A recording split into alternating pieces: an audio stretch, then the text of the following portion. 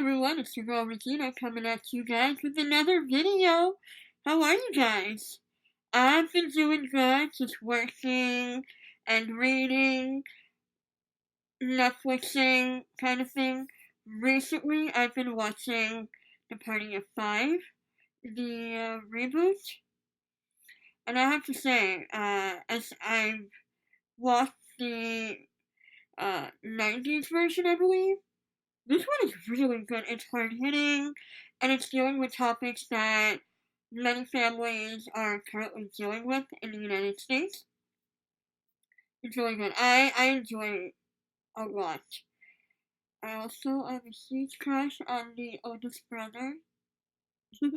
Okay, cool. So today I'm going to talk to you about what I've read so far in January. Why don't we call this the mid-month reading check-in? Before we get into the book titles, I would like to remind you all to comment, like, subscribe. We have fun here every week. So, the premise of how I'm going to break down my books, definitely by the novels that I've read, the library books that I've read, and because I mentioned that I read to students a lot, it will also be quite a few children's books. When I mean children's book, I mean K to 4? Yeah, no, K to 3. Alright, let's get into it. I will put a picture somewhere up in the screen. I'm going to open up my Goodreads account and we'll go from there. So, starting with the most recent book that I read was Ostrich Burger by Maria Escobar. This book deals with a mother's love for her children. Helene Hanneman is a pure German woman who married a Romani gypsy person. And they had 5 children. Now, when the Nazis come knocking on their door, they tell Helene that she doesn't need to go, but her family, because they are Romani, they're to be arrested, so to speak. So Helene takes it upon herself and says, "No, wherever my family goes, I will go." So this story is told in the point of view of Helene and the harsh conditions that she and her children endured in Auschwitz. It reads like a simple book, but it has so many emotions. I was feeling really sad and bereft when I was done reading it. It's about 260 odd pages, so a very quick read. I gave this 5 stars. Then I read The Sword of Summer, which is Magda Chase and the Gods of Asgard, Book 1. This one, I believe I gave 4 stars. Dream Big, Michael Jordan and the Pursuit of Olympic Gold, written by Dolores Jordan. I really like this book, and I was reading this to I want to say, 3rd grade students. And they just loved it. It's about how Michael Jordan, when he was really little, he said that he's always wanted to play basketball for the Olympics. And so his mom, his coach, and everyone, they tried to help him achieve his goal. Always said that in order to achieve this goal, you have to start practicing now. And I think that's such an amazing message to give to young children. If you want to go for greatness, you have to start now, rather than going tomorrow, or day after tomorrow, or next year. Beautifully written, beautifully simple. Then we have Perfect Square by Michael Hall. Different shapes than a square to me. This was for a kindergarten book. The Great Alone by Kristen Hanna. This garnered 5 stars for me. So beautifully written. This was written the point of view of Lenny, or Lenora Albright. She is growing up in the 1970s. Her father was a prisoner of war from Vietnam, and her mother, as much as she could tried to give her a good home. Lenny, is dealing with having to move to different places to evade the tax creditors, and so her family decides to move to Alaska, the great frontier, the last frontier. And, her mother and herself, Lenny, they're not sure that they can hack it because at that time, Alaska was one of those states where it didn't have as much infrastructure as, let's say, New York City might have, Washington, D.C., or Washington, or, places like these. And another thing to point out is that also this book deals with PTSD and spousal abuse and neglect. Do not read if those are trigger warnings for you, and if you are in any kind of relationship that is dealing with these kind of things, please get out. you, you are loved, you are supported. Just do whatever you can to be able to leave and support yourself.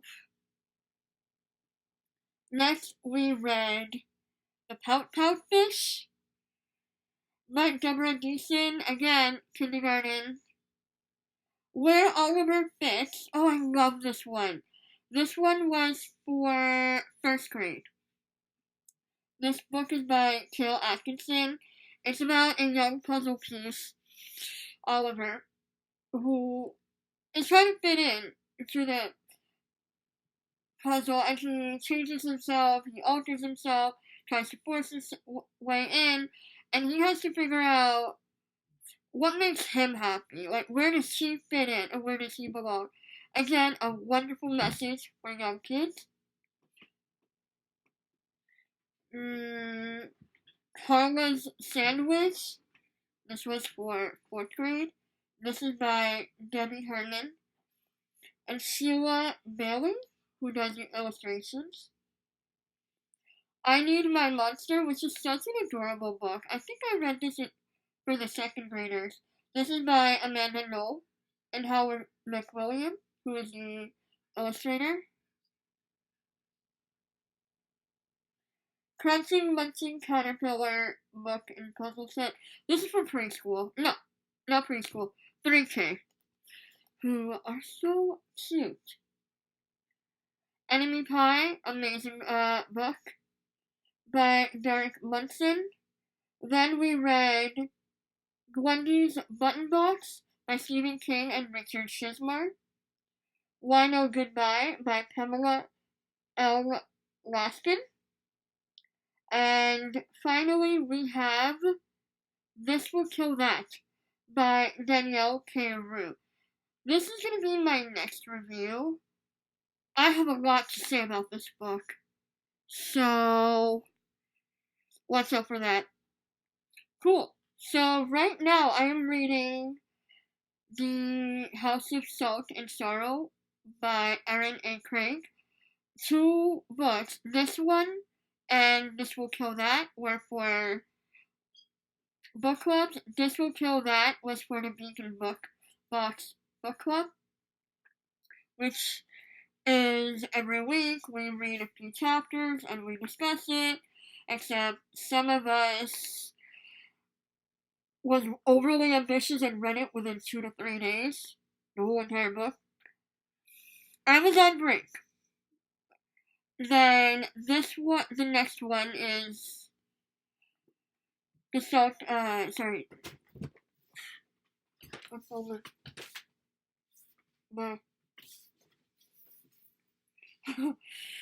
The next book is, House of Salt and Sorrow by Erin A. Craig. This one is for my Facebook group friends book club. So someone mentioned that, I've always wanted to be in a book club, and we're like, hey, let's just do one.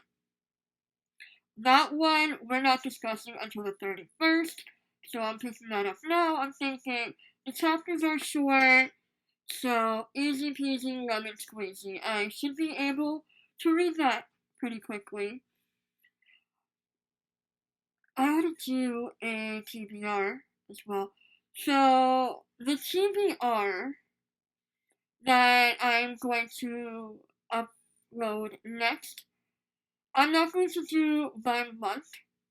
I'm going to do by 2020, as in what I plan to read in 2020.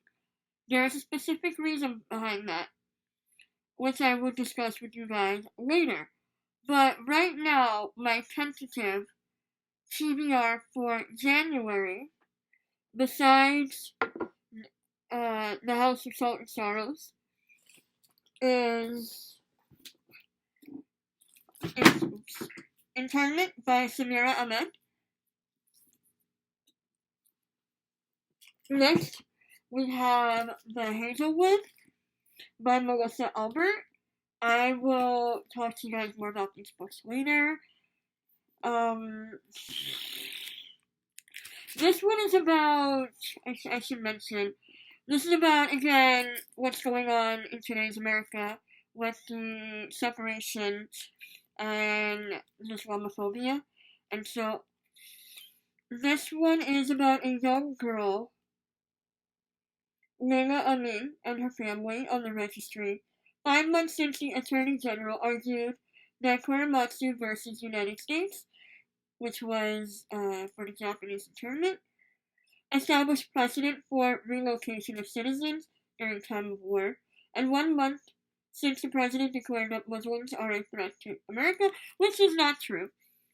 So it's about the family who are now in internment, basically, for Muslim American citizens, and with the help of her new friends also trapped within the detention center, her boyfriend on the outside, and unprecedented alliance, Leila begins a journey to fight for freedom, leading a revolution against the internment camp's director and his guards. Really timely read. The Hazelwood, I've seen this a lot on BookTube, and this one bookstore that I go to, I swear, has a BookTube shelf. Just all the books that everyone's reading on BookTube. I want to check it out. I'm doing library books and my books this year. Awesome. This is about a 17-year-old Alice Proserpine and her mother. They are, for much of her life, on the outskirts.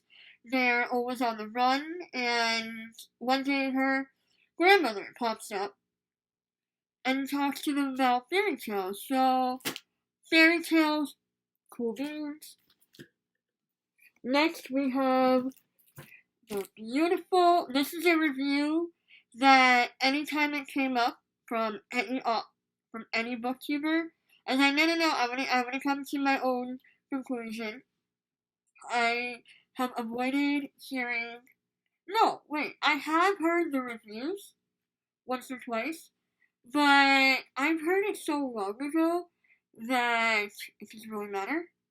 I like to come up with my own opinion. I don't like to be influenced by others when it comes to my reading choices, which is also interesting because when I'm saying that I've read a book and until someone is reading, so for example, the book This Will Kill That, I did not feel comfortable sharing my opinions of how I like the book with other people until I had a few people actually talk about it and say they're done.